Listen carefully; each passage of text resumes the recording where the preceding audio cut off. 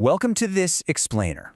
If you pick up a dense 15-page SEC filing, you're usually expecting a cure for insomnia, right? But buried inside PG&E's Q2 2026 financials is essentially a real-world life-or-death battle report.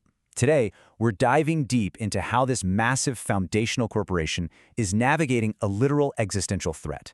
This isn't just a dry story about profit and loss. It's about how an immense corporate entity attempts to put a price tag on the terrifying reality of an environment that's actively turning against it. So let's unpack how these numbers reveal the high-stakes reality of powering millions of homes in the modern era. So how exactly does a power company survive a climate crisis? We're going to answer that by looking under the hood of PG&E's second quarter results for 2026. And this matters because a utility company isn't like a nimble tech startup or a retail business. They can't just, pivot their product line or pack up and move their headquarters to a friendlier climate.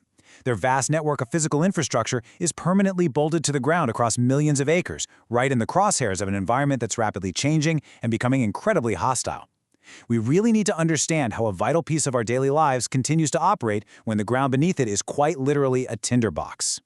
A standard Form 10-Q filed with the SEC usually looks like endless bureaucratic paperwork. But if you read between the lines here, it is absolutely fascinating. It's basically a masterclass in watching corporate accountants try to budget for the unpredictable forces of nature. They are translating roaring wildfires and hurricane-force winds into cold, hard columns of assets and liabilities. The document details this intense balancing act between mitigating catastrophic physical risks on the ground while desperately trying to stay financially viable enough to keep the grid operational. Section 1. The utility under fire. Okay, to truly wrap our heads around the financials we're about to see, we first have to establish the staggering physical stakes facing California's power grid. PG&E operates in an environment severely plagued by climate change. The SEC filing repeatedly points to severe weather events, extended seasonal dryness, and high winds. And these aren't just abstract weather forecasts. They're the exact volatile conditions that act as an accelerant for disaster.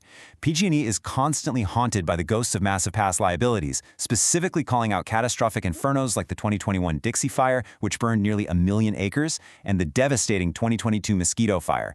For them, the physical threat isn't some future projection. It's a severe daily reality. And compounding that physical threat is this utterly terrifying legal doctrine known as inverse condemnation. Under the specific California rule, a utility like PG&E can be held financially responsible for multi-billion-dollar damages if their equipment is involved in starting a fire. But here is the absolute kicker. They can be held liable even if they did absolutely everything right. Seriously, even if they followed every single safety protocol to the letter and committed zero negligence. If a random tree branch falls on their wire in a windstorm and sparks a blaze, they pay. How on earth do you budget for a liability where fault doesn't even matter? It's an almost incomprehensible level of financial risk hanging over every single mile of their power lines. Section 2. The cost of safety. So, what exactly are they doing to mitigate these catastrophic threats? Well, they've deployed a massive, multi-tiered arsenal of countermeasures. They use enhanced power line safety settings and public safety power shutoffs. Practically speaking, that means making the incredibly unpopular decision to literally kill the power to hundreds of thousands of people during high winds just to prevent a potential spark. They're also out there aggressively cutting back vegetation, doing rigorous asset inspections, and engaging in massive system hardening, which includes the sheer brute force logistical nightmare of physically burying miles and miles of power lines deep underground. They are using advanced situational awareness tools to monitor the grid in real time. But as the filing makes explicitly clear, these initiatives can only reduce, not fundamentally eliminate the threat of wildfires. And safety at this scale? It is overwhelmingly expensive. Take this one staggering figure pulled straight from the filing, $638 million. The utility has recorded this massive amount in what they call receivables for regulatory recovery just for the 2021 Dixie Fire alone. Now, if you're familiar with corporate finance, that phrase carries some serious weight. Basically, it implies PG&E is fronting this enormous pile of cash to deal with the aftermath and mitigation, crossing their fingers, and hoping regulators will eventually allow them to recoup it. It powerfully illustrates the immense cash flow drain of responding to just a single catastrophic event. Section 3. By the numbers, Q2. Now we arrive at the core paradox of this entire document. Despite all the ongoing climate chaos, despite the billions in potential liability hanging over their heads, and despite the massive cash drain of fronting hundreds of millions for safety protocols, PG&E actually achieved a hard-fought 36% jump in net income. Yeah, you heard that right. They rose from $612 million in the second quarter of 2025 to a massive $831 million this quarter.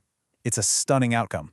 I mean, how does a company that is essentially fighting a literal war against wildfires on a daily basis manage to post such a massive profit jump? Well, the answer lies in a fundamental restructuring of where their money goes. Their cost of electricity actually surged by 34%, which is a huge hit to the bottom line. But they successfully countered that by aggressively slashing their operating and maintenance expenses by 11%, bringing it down to $2.5 billion. The filing notes this significant decrease was largely due to recognizing previously deferred expenses that were authorized through interim rate relief. Essentially, state regulators granted them just enough critical breathing room to absorb some past costs, allowing them to clean up their current balance sheet and show that strong quarterly net income. And they are going after these savings with intense deliberation. They explicitly state their focus on controlling costs through what they call their lean operating system. Now, in a lot of corporate contexts, eliminating waste is just hollow buzzword bingo for synergy and layoffs. But for utility under fire, this isn't standard corporate jargon. It's a desperate necessity. They are hyper-focused on internal execution because they absolutely must free up enough capital to afford those massive ongoing investments in system hardening and fireproofing. It is the ultimate game of financial discipline just to keep the physical grid from going up in smoke. Section 4. The uncertain road ahead. Yet, despite all of PG&E's internal cost-cutting and lean operations, there are massive external dependencies that could derail the whole shebang. And this brings us to a really stark irony regarding California's wildfire fund. This state-mandated fund is a shared financial lifeline. PG&E desperately relies on it to protect them against catastrophic claims that exceed $1 billion. However, because it's a shared pool, competitors are actively drawing from it. Southern California Edison, for example, is rapidly depleting the fund due to probable liabilities from their own recent events, like the 2025 Eaton fire. So PG&E is basically standing there watching its vital safety net shrink, and they aren't even the ones draining it. Because of these immense cascading pressures and a shrinking safety net, PG&E's financial documents are flashing a giant red warning light regarding a very specific timeline. California lawmakers are currently in a legislative session that ends precisely on August 31, 2026. This isn't just a date on a calendar. It is a ticking clock for the utility. The filing explicitly warns that if lawmakers fail to take decisive action to shore up the wildfire fund by that deadline, PG&E could face persistent financial limitations. And in plain English, drastically changing financial plans means halting critical safety projects, slashing essential budgets, and severely compromising the very infrastructure upgrades designed to stop future fires. So, as we wrap up this explainer, we want to leave you with this final thought. When a massive utility faces the brunt of a changing climate, absorbs billions in mandatory safety costs, and watches its statewide safety net evaporate without swift legislative help, who ultimately foots the bill? Does the burden fall entirely to the corporate shareholders, or does that immense cost inevitably land right on your monthly billing statement?